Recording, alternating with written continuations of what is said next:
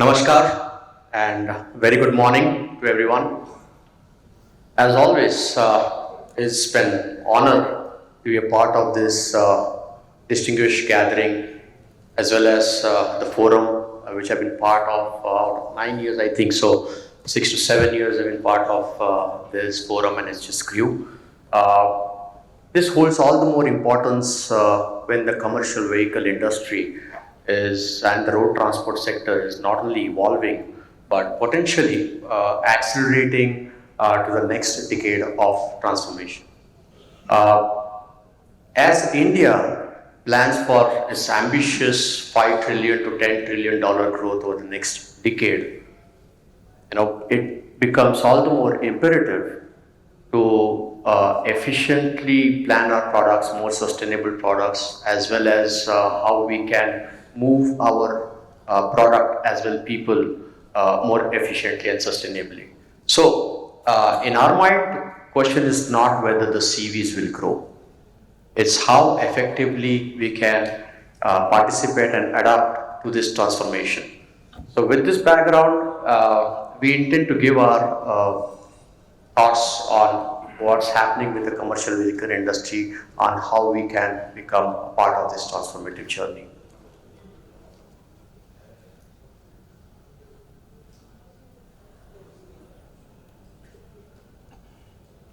Yep. So as the world battles with uncertainty, inflationary pressures, geopolitical challenges, as well as recessionary trends among certain countries, India certainly seems to be the bright spot here, both in terms of economy and stands at the sweet spot of becoming the industrial hub. Over the last decade, India has managed to climb within the top five economies, become the fourth largest commercial vehicle manufacturer, become the second largest bus manufacturer. It carries almost 65% of the road freight, as well as almost 80 plus percentage of passenger traffic is driven on road in India.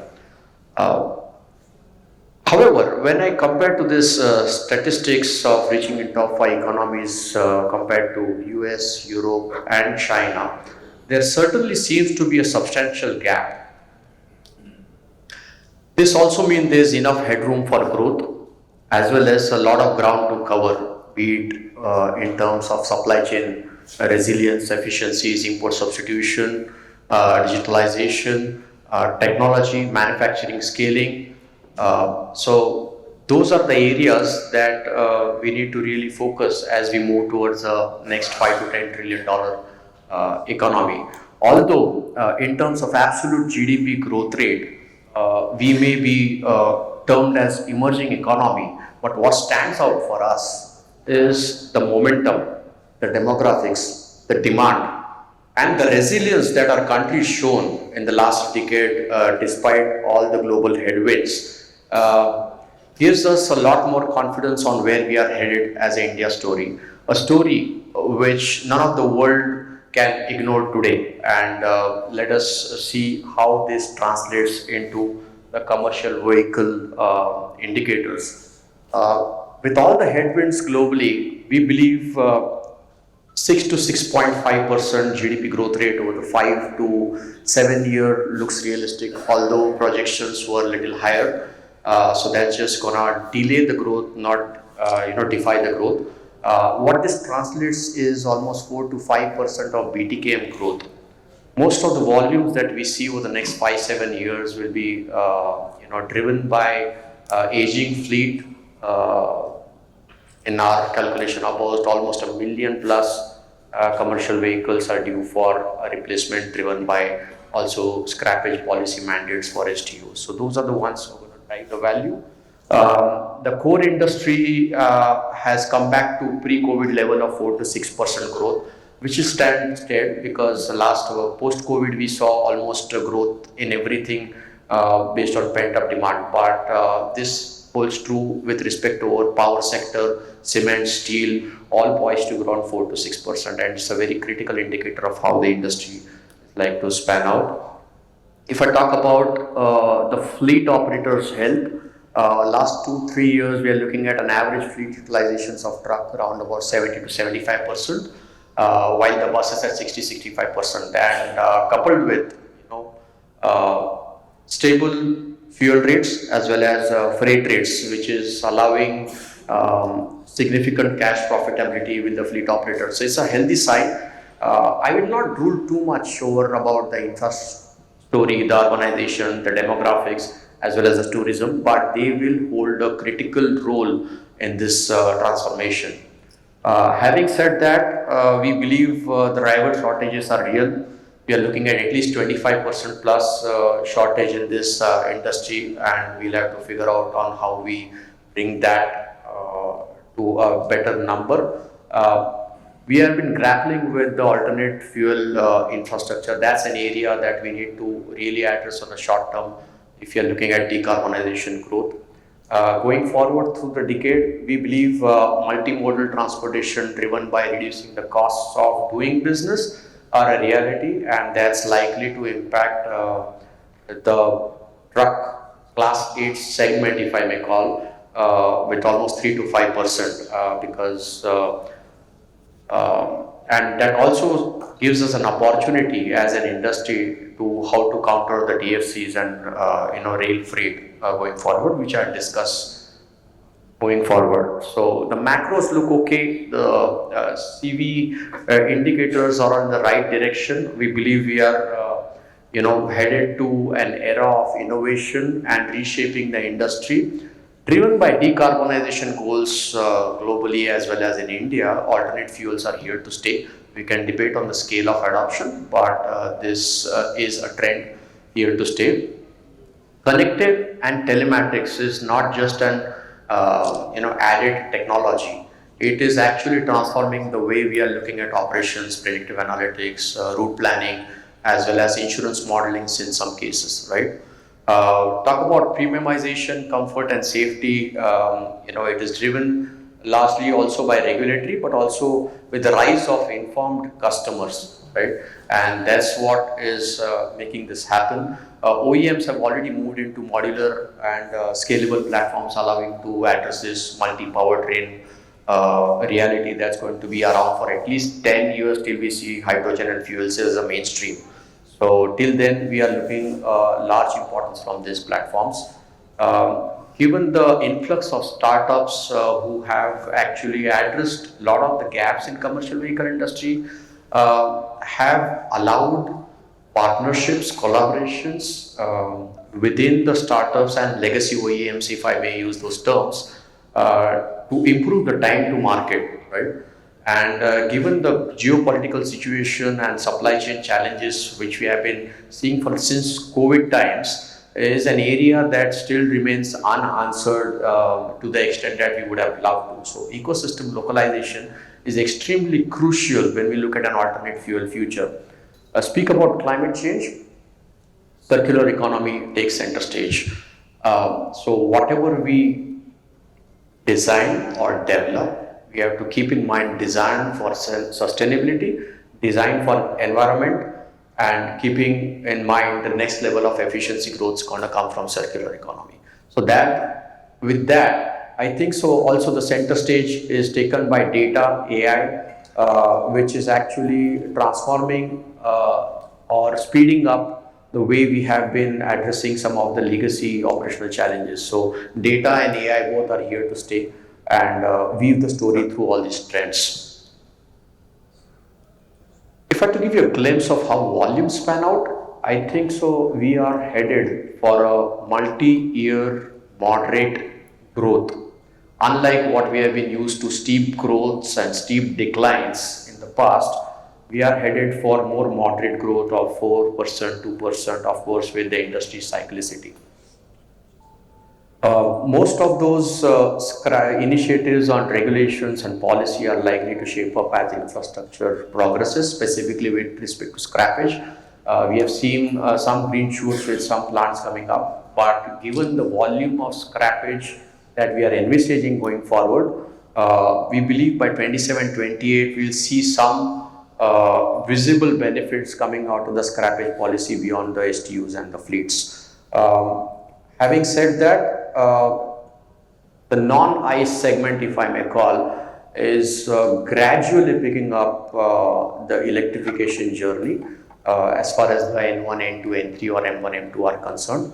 By end of the decade, given the numbers that we are in today, realistically 11% in LCVs and MSCVs, moderate 4% look a reasonably achievable target, given the fact that by 28 we will see more localized battery production, cell production, the cost going down, the inflections going beyond the fleets into private operators, right? Like I said, multimodal is here to stay, and that's gonna dip our volumes from the peak of 27. We believe dedicated freight corridors here, but think of rail, air linkages, think of waterways, and that's going to eat up some of the volumes in the industry. What does this mean? We may be looking at more higher tonnage, higher powered vehicle growth, maybe a reality of more trailers per tractor in specific routes like Golden Quadrilateral.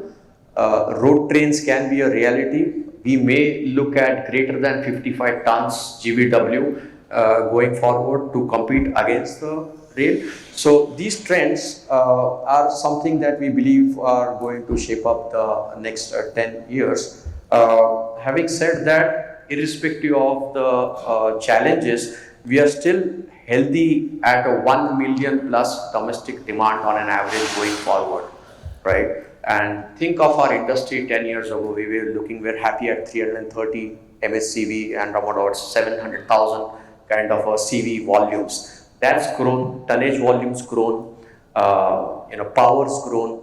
So there is a shift, although the volumes may take a dip, but we are looking at high value realizations from the industry going forward. If I have to give you a landscape of how the alternate fuel is likely to span out, honestly, despite the policy, the intent, as well as on-ground progressions of some alternate fuels, we have fallen short significantly from our targets. And primarily, these are driven by the infrastructure deficit, cost premiums, as well as the TCO perceptions. We haven't been able to scale the alternate fuel infrastructure to the level that will support or bring in confidence into the ecosystem. Uncertainties revolving around the resale, financing, residual value are the realities that we need to create more awareness on how this can be addressed. Let us be very clear that we are almost 75% small fleet operator kind of an industry. And coming from the behavioral legacy bias, that friction to be addressed on large scale adoption is something that industry will have to really look for. 3 years ago, within the same conference, we were very excited on how the electrification is likely to span out, how hydrogen ICE is going to be a reality. Fast forward today, I believe we are significantly short of H2 ICE infrastructure, with Euro 7 being postponed to almost 2030 or BS7. I believe this is going to be a while before we see hydrogen ICE maybe at a pilot stage by 29-30. And it will set the stage for a fuel cell based vehicle by 2035 onwards, honestly. So electrification has to move beyond the fleets or a B2B to really scale up. And that's an area that we need to really address. To give you 2 cents on how we feel are the top areas for transformation for the industry, the biggest challenge to make our cost competitiveness globally, we have to address or bring down the costs of doing business in India, right? So we have to make our logistics more faster, more greener, smarter. How can we really simplify the multimodal transportation? I am sure most of these transporters are really worried about the tolls and the compliances even today, post the digitalization era. So unless this is happening, bringing down the cost is a far shot.